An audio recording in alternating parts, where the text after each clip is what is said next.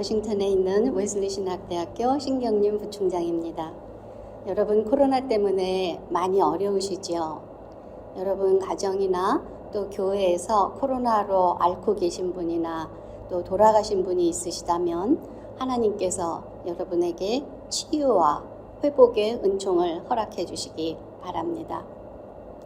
경제적인, 신앙적인 어려움을 겪는 분들에게는 하나님의 돌보심과 힘주심이 또 함께 하시기 바랍니다. 아이들을 생각하니까 아이들도 오랫동안 학교 못 가고 집에만 있으니까 너무 힘들어 하더군요. 그 아이들의 마음도 우리 주님이 어루만져 주시고 강건하게 붙들어 주시기 바랍니다. 이렇게 말하다 보니까 고통당하는 사람들이 더 많이 생각나는데 역사상 이렇게 큰 어려움은 우리들이 겪어보지 못했던 것 같습니다. 그런데 그러한 가운데에서도 절망하지 아니하시고 두 손 놓고 있지 아니하시고 더 잘해보겠다고 힘내서 이곳에 오신 여러분, 하나님께서 여러분에게 함께 하셔서 놀라운 역사와 놀라운 은총으로 함께 하시기 바랍니다. 오늘은 여러분과 함께 그동안 우리들이 해오던 선교에 대해서 점검해보고 앞으로는 어떻게 해야 될지, 즉 선교에 대한 점검과 앞으로를 향한 새로운 좌표 설정을 함께 생각해 보려고 합니다. 선교하지 않는 교회는 교회가 아니라는 말이 있을 정도로 선교는 우리에게 중요합니다. 또 그동안 우리들이 정말 열심히 선교를 해왔습니다. 그런데 코로나로 인해서 적지 않은 수의 선교사님들이 선교를 중단하고 본국으로 돌아갔고 거의 대부분의 선교지에서 선교가 중단되었고 또 우리 후원교회들도 어찌해야 할지를 모르는 상황으로 지금 거의 1년이 지나갑니다. 이런 상황이 계속되다 보니까 이렇게 기다리고만 있어도 되는 건가 하는 질문들이 선교사와 후원교회들에게서 터져나오고 있습니다. 또 코로나가 수그러든다고 해도 예전 같지는 않을 거라고 해서 뉴노멀이라는 말들도 이미 나와서 통용되고 있지요. 즉 코로나 이후의 미래는 우리들이 살던 과거의 날들과는 분명히 다를 것이라는 말입니다. 어떻게 다를지 그것은 아무도 모릅니다. 역사상 이런 일은 처음이기 때문에. 분명히 다를 거다, 많이 다를 거다 짐작은 하지만 어떻게 다를지는 모르는 상태. 그러면 이대로 기다리면 될까요? 아니, 이대로 기다리기만 하면 안 됩니다. 하나님의 선교는 어떠한 일이 있어도 중단되어서는 안 되는 것이기에 또 우리가 지금 아무것도 안 하고 코로나에 좌지우지되면 그것은 하나님의 선교가 아니라 코로나 선교가 되어버리기 때문에 우리가 가만히 있을 수는 없습니다. 그런데 이렇게 우리를 어렵게 하는 코로나도 도움이 되는 것도 있습니다. 선교사님들이 그동안 너무너무 바빠서 본인들이 하는 사역을 또 본인들의 목표와 가는 방향을 점검해 볼 시간을 갖지 못했었는데 코로나 때문에 아무것도 못하게 되니까 자기들이 하던 선교를 뒤돌아볼 수 있게 되었고 지금 어느 방향으로 가고 있는지도 생각해 볼 수 있게 되었습니다. 이러한 상황에서 우리도 우리의 선교가 어떻게 되고 있는지 한번 점검해 보아야 되겠습니다. 이러한 점검은 꼭 필요합니다. 왜냐하면 우리가 아무리 잘한다고 생각하고 있어도 우리도 모르는 사이에 선교지에 해를 끼칠 수도 있고 그리고 우리도 원하지 않는 방법으로 가고 있을 수도 있기 때문입니다. 저는 이러한 점검에 대한 필요성을 한 10여 년 전에 느꼈습니다. 선교지를 50여 군데를 다니다 보니까 그 선교지에서 30년 후에 50년 후에 과연 우리들이 했던 선교에 대해서 고마워할까?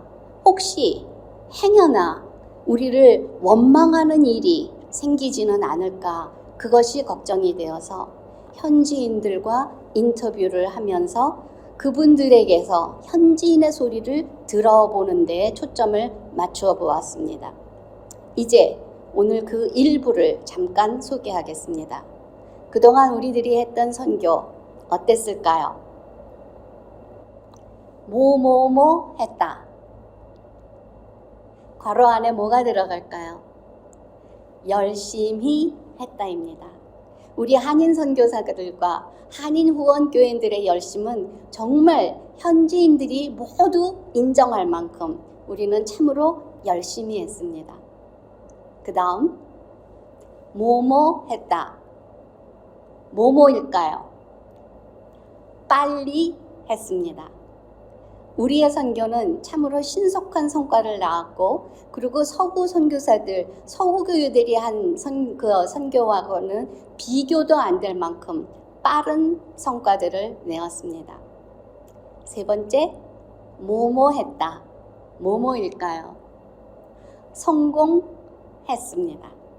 그래서 우리는 선교 강국, 한국이라는 타이틀도 얻게 되었고, 많은 나라에서 한국 선교를 본받아야 된다 하는 이야기도 듣게 되었습니다. 우리가 그동안 기도하고 멀리까지 찾아가고 물질로 후원하고 했던 그 모든 것들이 이렇게 훌륭한 성과를 거두었습니다. 또 우리 선교사님들이 고생하면서 건강까지 잃어가면서 정말 모든 노력을 다했던 그 헌신들이 이렇게 귀한 열매들을 많이 맺었습니다. 그럼 이제 이렇게 쭉 가면 될까요? 좋은 약도 계속 쓰면 부작용이 생깁니다. 우리들의 선교도 부작용들이 생겼습니다.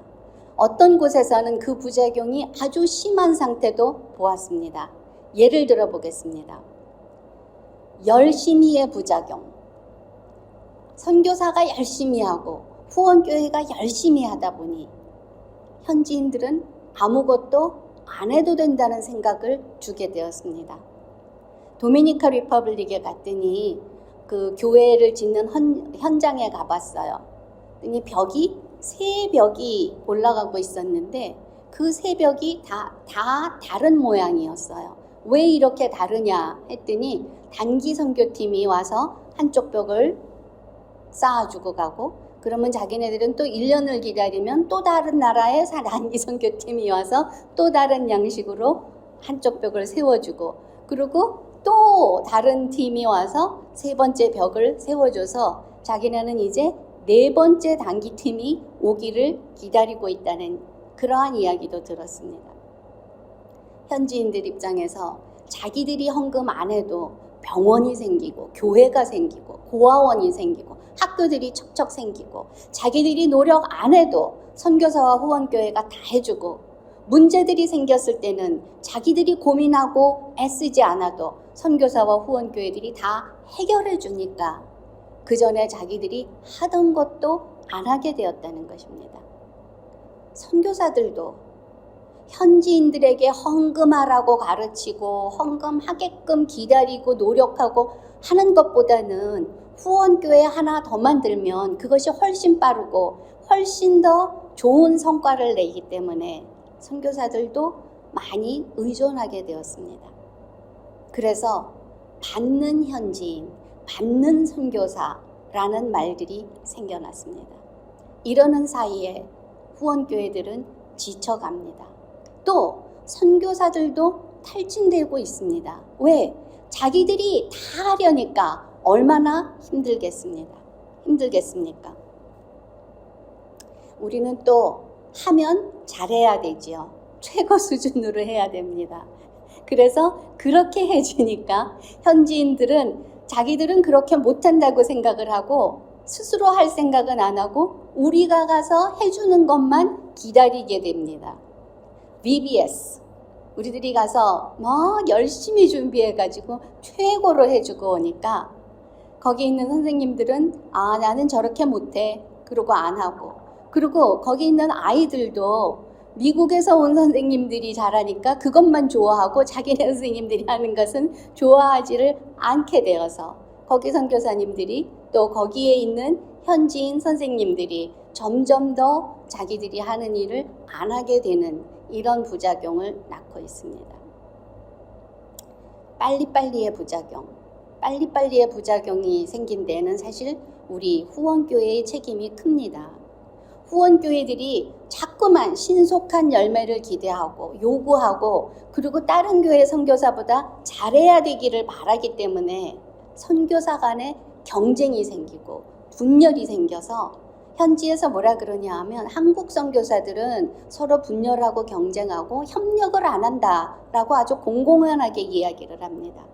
또 교회 건물들은 우리가 빨리빨리 많이 세웠는데 그 교회들이 잘 성장하고 있지를 않습니다.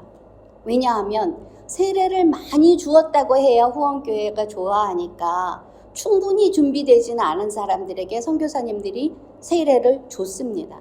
그리고 나서 그 사람들을 제대로 양육을 해야 되는데 시간이 없어서 양육을 하지 못하니까 현지 교회들이 성장하지 못하고 있습니다.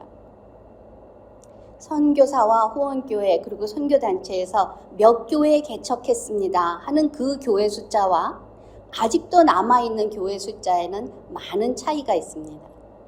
또 건물은 잘 지었는데 교인들이 줄어들면 건물 소유권 다툼이 일어납니다. 그러면 평화롭던 마을에 불화를 일으키는 현상들도 일어나고 있습니다. 그래서 어떤 나라에서는 건물 좀 제발 빨리 지어주지 말라고 이야기를 합니다. 현지 지도자 양성?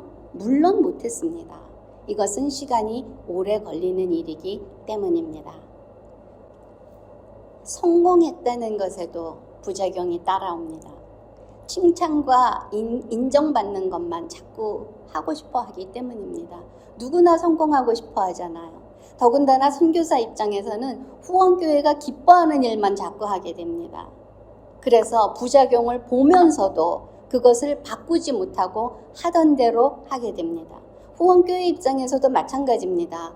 다르게 해야 되는데 하는 생각이 들더라도 교인들이 은혜 받아야 하니까, 교인들이 은혜 받아야 헌금을 하니까 어쩔 수 없이 교인들이 좋아하는 것을 그냥 하게 되는데, 그렇게 하는 사이에 정말 중요한 것들이 간과되어 버리고 만 것입니다. 무엇이 변해야 할까요? 가장 기본적인 것은 후원교회가 은혜 받는 선교 말고, 선교사 도와주는 선교 말고 선교지에 도움이 되는 선교를 해야 합니다. 그러려면 그분들과 자꾸 만나고 대화해야 합니다. 그래야 알지요. 팬데믹인데 어떻게 만나나? 방법은 찾으면 있습니다. 또 우리가 알고 있는 방법들도 있는데 그동안 그런 방법이 필요 없고 그냥 가면 됐으니까 안 써서 그렇지요. 이 방법에 대해서는 조금 있다가 더 이야기하기로 하겠습니다. 현지인들이 원하는 것은 무엇일까요? 그분들이 30년 후, 50년 후를 내다보면서 자기들의 교회, 자기네들의 나라를 위해서 가지는 비전과 꿈은 무엇일까요? 한번 생각해 보시기 바랍니다.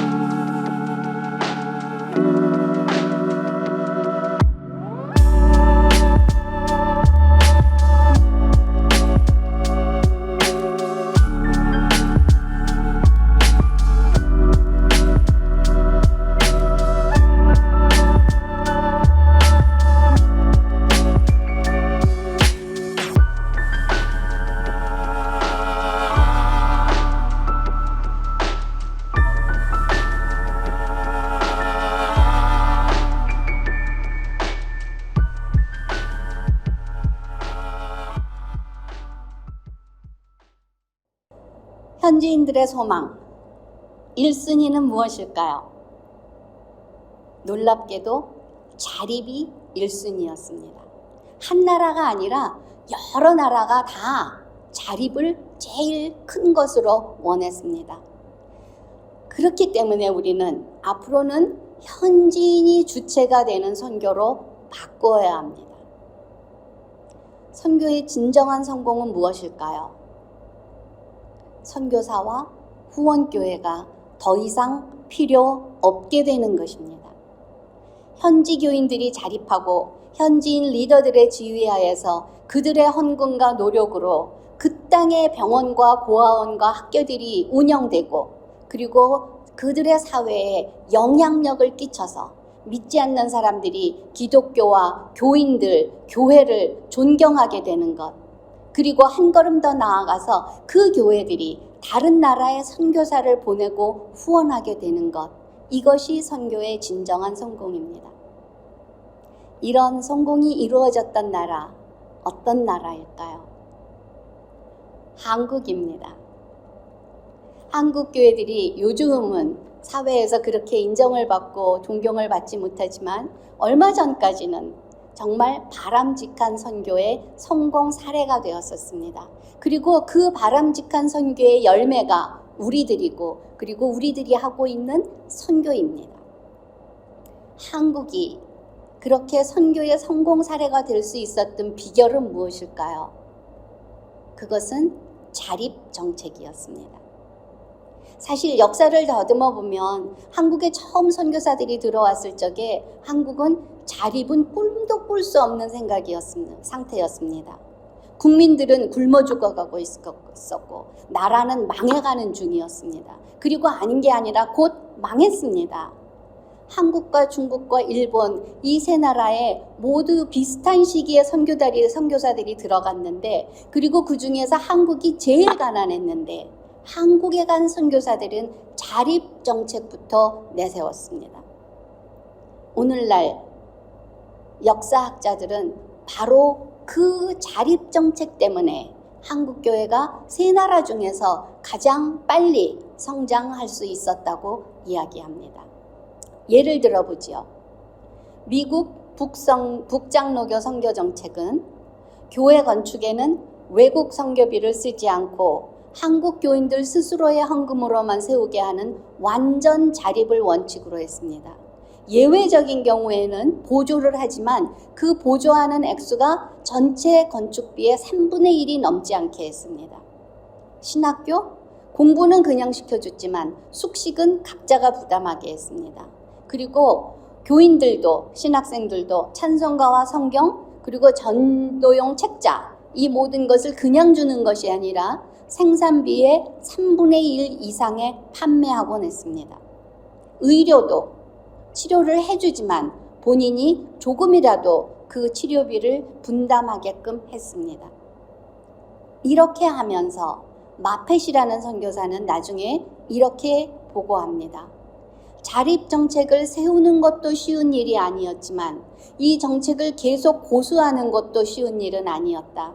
자립 정책을 포기하고 싶은 유혹을 자주 받았다. 한국의 한 교인은 그 당시 어떤 회의에서 이렇게 보고했다고 합니다.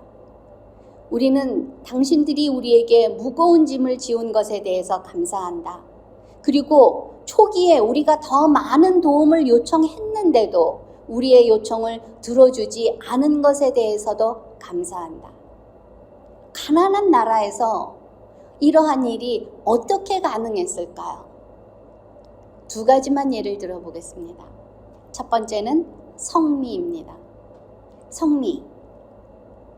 돈이 없으니까 자기네들이 먹는 것에서 떼어서 헌금을 했던 것입니다.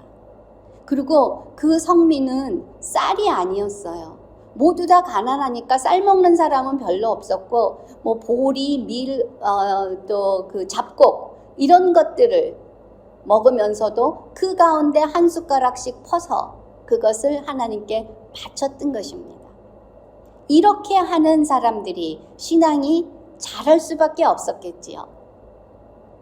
그리고 또 하나의 방법은 날연보라는 것입니다. 헌금 바구니가 이렇게 돌아다니면 헌금을 할 수 없는 사람들은 자기의 시간을 하나님께 바쳤습니다. 하루를 바친다, 이틀을 바친다 이렇게 써서 내고는 그 바친 날수만큼 멀리 떨어진 곳에 가서 전도를 했다고 합니다. 자기 비용으로 가서. 이렇게 하는 전도였으니까 얼마나 전도가 잘 되었겠습니까? 이러한 자립정책 덕분에 1920년대에 미국의 경제공황이 와서 선교비들이 확 줄었을 때에도, 그리고 1940년대에 선교사들이 강제 귀국을 당했을 때에도, 1960년도 후반에 선교사들이 대거 철수했을 때에도 한국 교회는 위축되지 않았고 오히려 더 부흥했고 더 성장할 수가 있었습니다. 지금 가난한 선교지에도 그것이 가능할까요? 네, 가능합니다. 그리고 가능하게 해야 합니다. 많은 사례 중에서 시간이 없으니까 한 가지만 소개하겠습니다. IT의 시티솔레. 제가 가본 나라 중에서, 가본 도시 중에서 가장 더럽고 가장 가난한 곳이었습니다. 아이들은 다 맨발로 다니는데 그 바닥에는 유리 깨진 조각이 얼마나 많았는지 몰라요. 또 대부분의 아이들은 벗고 다닙니다.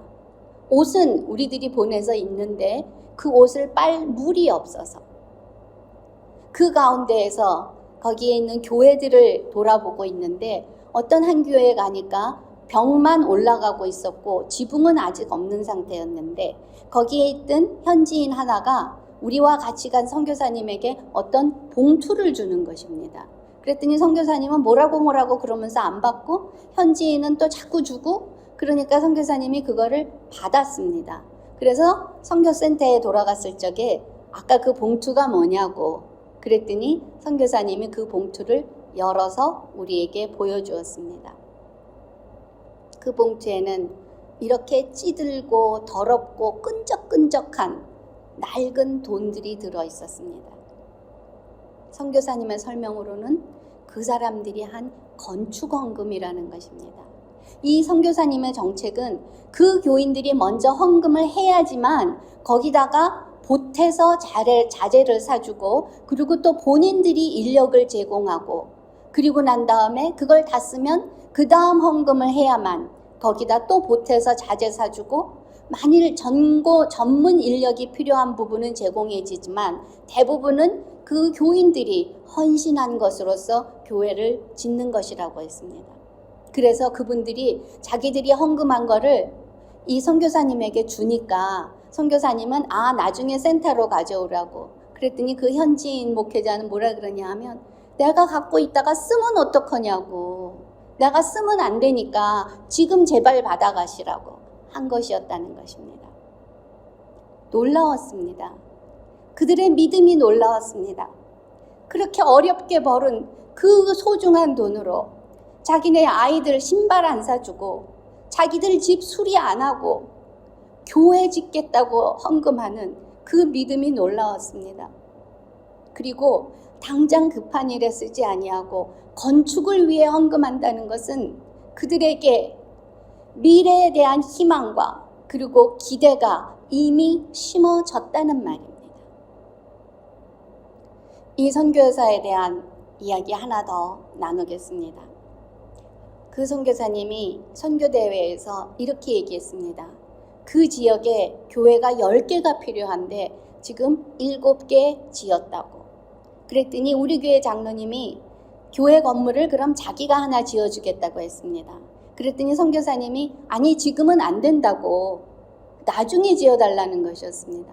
아니 선교사님 중에 돈 준다는데 싫다 그러는 사람, 나중에 받겠다는 사람은 처음 봤지요. 그래서 왜 그러냐고 물었더니 그 지역에 목회자로 훈련받은 사람이 7명밖에 없으니까 목회자가 더 생길 때 8번째 교회를 지어달라는 것이었습니다. 건물보다 먼저 준비되어져야 되는 건 현지인 목회자입니다. 그리고 현지인 리더들입니다. 그것을 그렇게 깨닫고 그것을 그렇게 용기 있게 실천하는 그 선교사님 때문에 놀랐습니다. 현지인들이 스스로 사역하기 위해 가장 필요한 것은 뭘까요? 돈? 아닙니다. 건물? 아닙니다. 가장 필요한 것은 사람입니다. 인재입니다. 목회자이고 평신도 리더들입니다. 그런데 이렇게 사람을 기르는 것은 오래 걸리기 때문에 그동안 빨리빨리 해왔던 우리 한인 선교는 사람 기르는 것을 제대로 하지 못했습니다. 그래서 그 결과로 현지 교회들이 약화되고 침체되고 어떤 곳에는 건물만 남는 경우들이 생기고 있는 것입니다.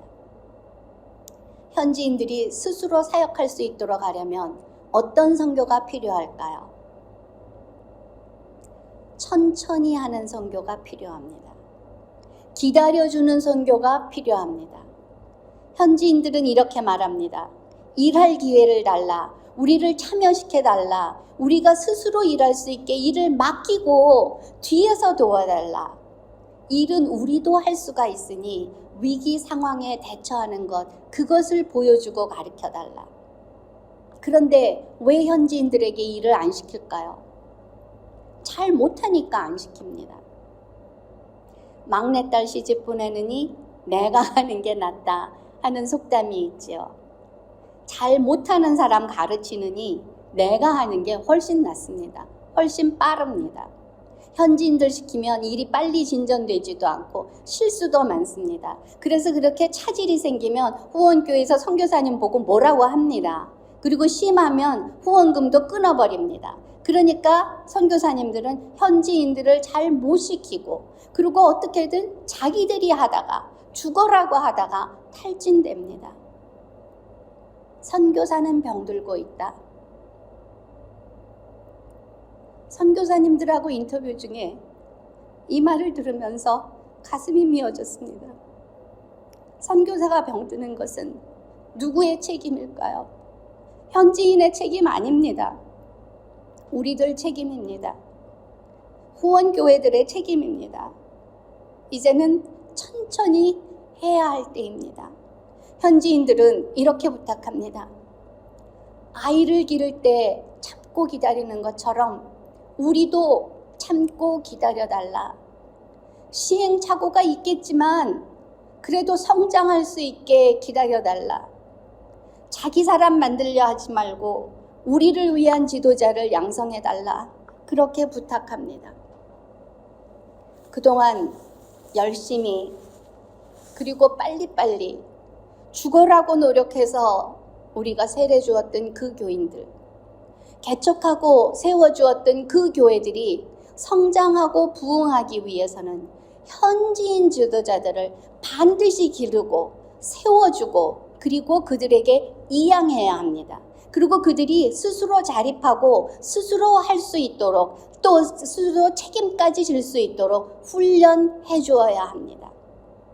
그래야만 현지 교인들이 부흥하고 선교사들의 탈진도 막고 후원교회들의 탈진도 방지하며 우리가 모두 함께 셀레브레이트 할 수 있게 됩니다. 그리고 그렇게 될 때 선교사들이 다 쫓겨나도 후원교회들이 후원을 끊어도 그리고 그 선교지에 정변이 일어나거나 코로나 같은 큰 질병이 닥쳐도 그 현지 교인들이 흔들리지 아니하고 지탱할 수 있게 되는 것입니다. 그리고 한 걸음 더 나아가 그 현지인 교회들이 우리처럼 다른 나라들을 선교할 수 있게 되는 것입니다. 5월에 우리 교회에서 케냐 선교사를 줌으로 초청하여서 말씀을 들었습니다. 그 선교사님 하는 말이 갑자기 아무것도 못하게 되니까 내가 선교사인데 아무것도 못하면서 내가 왜 선교지에 있나? 내가 여기 있는 의미가 뭔가 하는 생각이 들었다는 것입니다. 그런데 그렇게 절망해서 그렇게 힘 빠져서 있는 동안에 그의 마음속에 든 생각은 내가 여기에 온 것은 예수를 드러내러 왔던 것인데 그동안 사역하느라고 너무 바빠서 일하느라고 너무 바빠서 내가 예수를 전하지 못했구나, 예수를 드러내지 못했구나 하는 것을 깨닫게 되었다는 것입니다. 요즘 와서 그런 이야기를 하는 선교사님들이 많이 있습니다. 정신없이 일하다 보니 왜 선교를 하는지도 잊어버리고 어디로 가야 하는지 방향은 보지도 못한 채 노만 열심히 젓고 있었던 것 같다고. 그 말이 맞는 것 같습니다. 그동안 우리는 일 자체에 치중하느라고, 프로그램이나 프로젝트에 치중하느라고, 우리가 정말 해야만 하는 예수를 드러내는 일은 우리가 소홀히 했던 적이 많았습니다. 몰트만이라고 하는 유명한 교수는 이렇게 말합니다. 예수는 이 땅에 새로운 종교를 가져온 것이 아니라 새로운 생명을 가져왔다. 선교의 목적은 기독교를 전하는 게 아니라 예수를 전하는 것이고, 그 예수가 죽어가는 우리들을 불쌍히 여겨서 우리를 살리러 이 땅에 오셨음을 믿고, 그리고 그것을 전해야만 합니다. 선교학 교수인 사티 클락 교수는 이렇게 말했습니다. 우리는 살아있는 복음을 전해야 한다. 체험이 없으면 우리가 하는 말들이 선전에 불과할 수도 있다. 우리가 선교할 때 잘못하면 나를 선전하게 되거나 내 교회를 선전하게 되거나 우리의 종교를 선전하는 오류에 빠질 수 있습니다. 우리가 받은 복을 전하다 보면은 우리의 자랑과 교만이 되기 쉽고 현지인들에게 좌절감만 더 심어줄 수도 있습니다. 그러므로 우리는 삶의 조건의 변화를 증언할 것이 아니라 우리의 심령을 변화시키시고 우리의 생명을 주기 위해서 지금도 살아서 역사하시는 그 예수를 증거해야만 합니다. 사도행전 1장 8절 보면 오직 성령이 너희에게 임하시면 너희가 권능을 받고 예루살렘과 온 유대와 사마리아와 땅끝까지 이르러 내 증인이 되리라 라고 말씀하셨습니다. 이제 우리는 예수의 증인이 되는 선교를 해야 합니다.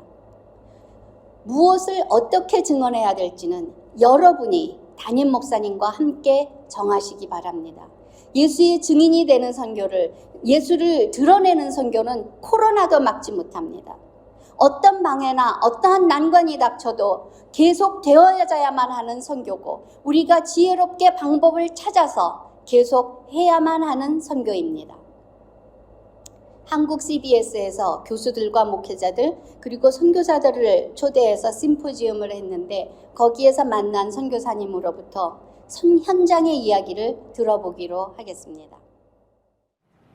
그런 가운데서 인도 정부는 인류 역사상 가장 대규모의, 가장 엄격한, 가장 장기간의 락다운, 즉 봉쇄령을 시작했습니다.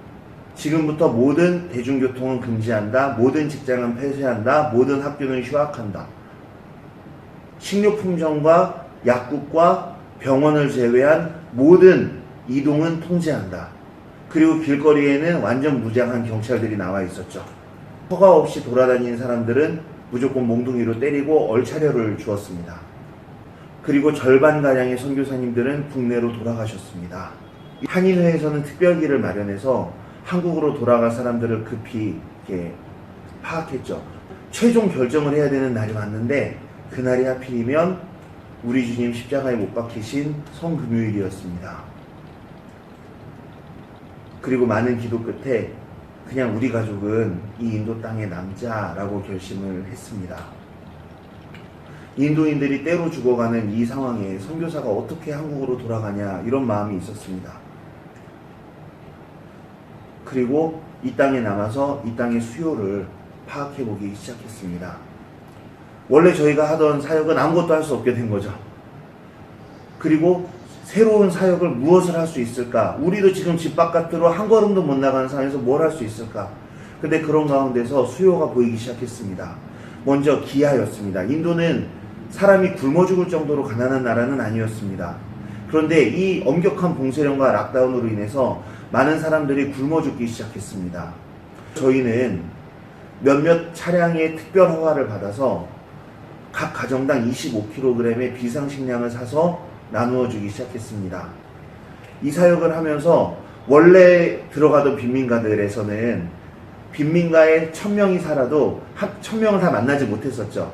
그 마을 광장으로 어린이들 한 100명 정도 모아서 그 어린이들을 대상으로 사역을 하고, 그 어린이들이 사는 집에는 가보지도 못하고 사역이 끝나면 철수하고 그렇게 했었는데, 이제 식량을 나눠주기 시작하면서 각 집마다 노크를 할 수 있게 되었던 것입니다. 그리고 두 번째로는 식량난이 풀리고 유통이 다시 활발해지기 시작하면서 감염자가 기하급수적으로 늘기 시작했습니다. 그래서 그때부터 저희는 마스크를 나누어 주기 시작했습니다.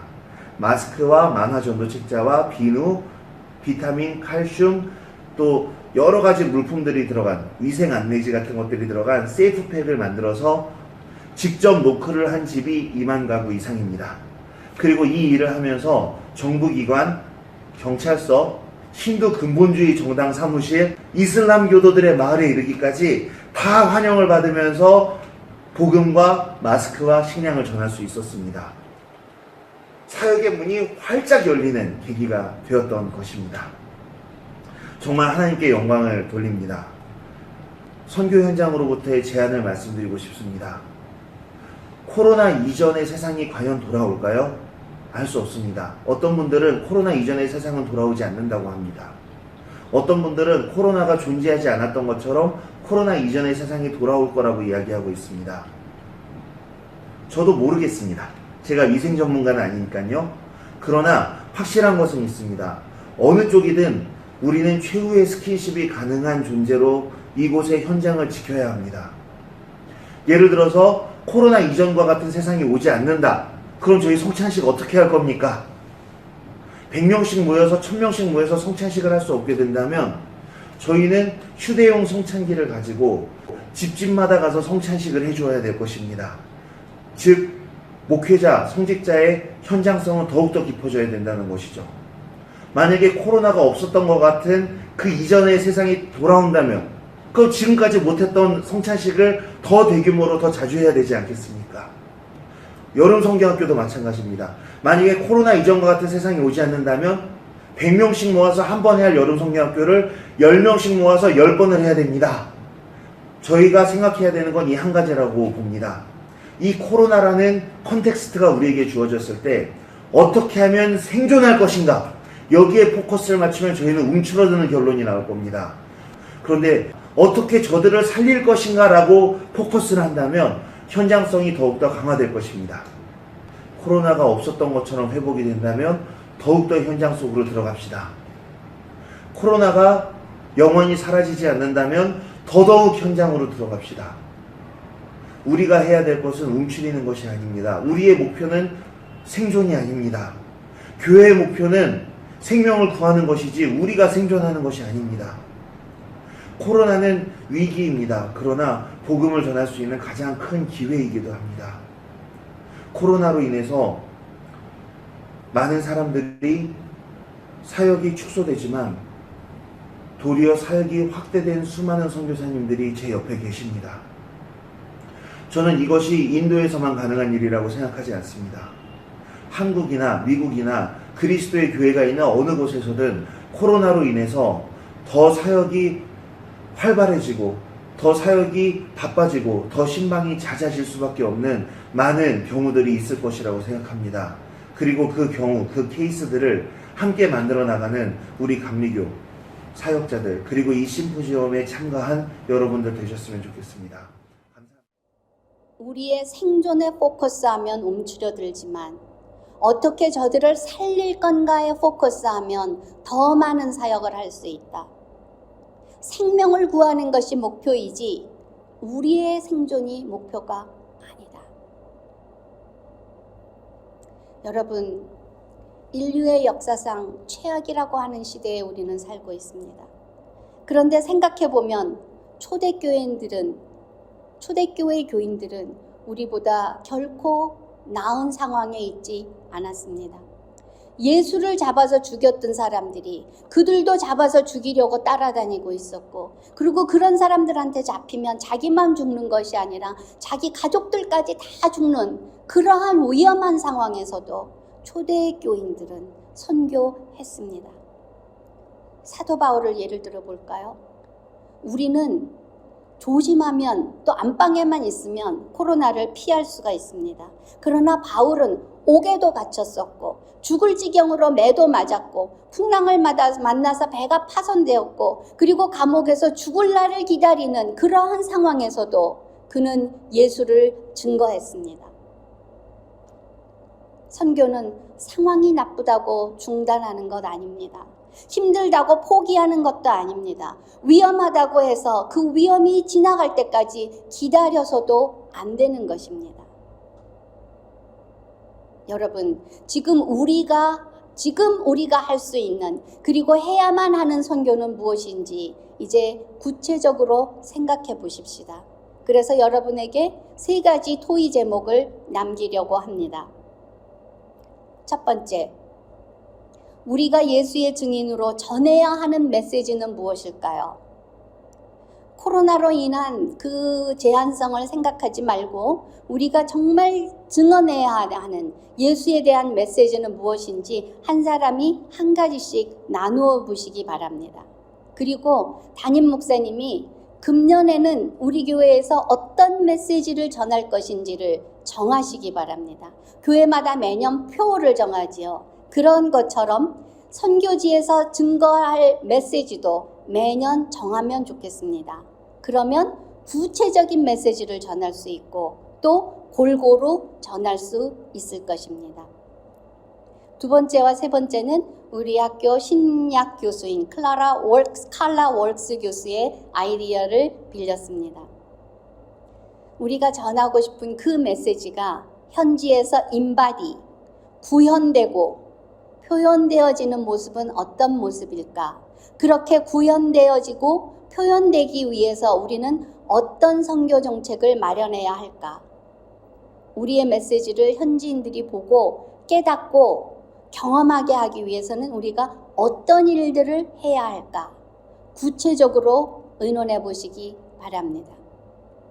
그리고 3번째, 마지막은 그 일들을 이루기 위해서 우리가 이미 알고 있는 방법은 무엇이며 이번 팬데믹을 겪으면서 새롭게 알게 된 또 깨닫게 된 방법은 무엇이며 그리고 앞으로 우리에게 더 필요한 방법은 무엇인지 생각해 보시기 바랍니다.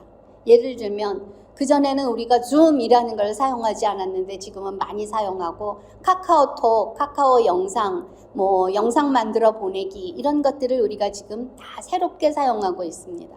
그런데 문제는 통역입니다. 이 통역도 방법을 찾으면 됩니다.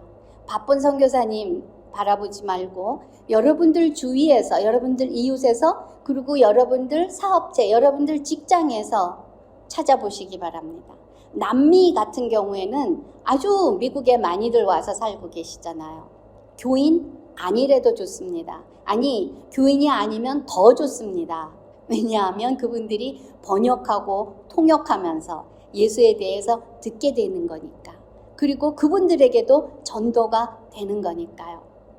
앞으로 단기 선교 갈 때도 그런 분들 모시고 가면 아주 좋을 것 같습니다. 그분들에게 가서 일하는 시간만큼 살해하겠다. 그리고 경비도 되겠다. 그러면 갈 사람 많을 것 같습니다.